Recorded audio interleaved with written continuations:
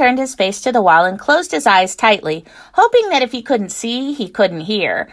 But it didn't work. He could still hear the muffled cries from the other room. Just 10 minutes ago, his mom had smiled down at him and announced dramatically, "You know, little guy, I love you to the moon and back again." Mom always told him that every single night. She started saying it after that first time when she read him a book about a rabbit who said that to his son.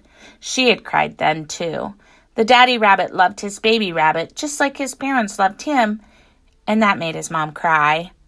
"No," Harlem had yelled, giggling, "I love you to the moon and back again." Mom laughed with him and ruffled his hair and began to sing the song she had made up for him. "Wonderful Harlem, Mommy loves you. You are so precious, so sweet, and you're mine. Wonderful Harlem, Mommy loves you every minute and most of the time." "No," Harlem yelled, giggling, "all of the time. You love me all of the time." Mom laughed at him and ruffled his hair and replied, "Yes, of course you're right." She leaned down and kissed his head. He could smell her jasmine shampoo, and he snuggled down into his pillow. He was tired.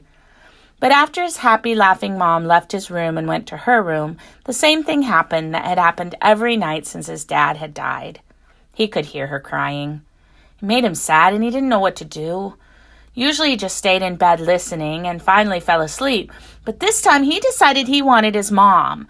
He crawled out from under his Starry Night comforter and grabbed his favorite plushie shaped like a penguin and headed to his mom's room. He turned the knob slowly. His mom sat up from the bed quickly, wiping her face and putting on a bright smile. "Hey, little guy, what's wrong?" Harlem made a mad run to the bed and worked up enough momentum to hop up next to her. He crawled like a bear and pushed his head up under her neck and nuzzled close. He whispered, "Mom, it's okay. You can cry loud. You can yell even. I miss him too." She pulled back and looked him in the eye, pushing his sweaty hair away from his forehead. "What?" "I miss Dad too. We can cry together. It's okay." She pulled him back into her arms and held him tight, the jasmine smell wafting around him, and whimpered, "I know you do, little guy. I know you miss him too." Harlem closed his eyes tightly and felt the tears spill out in the corners. He thought about his big, strong daddy and how he'd swing him up on his shoulders.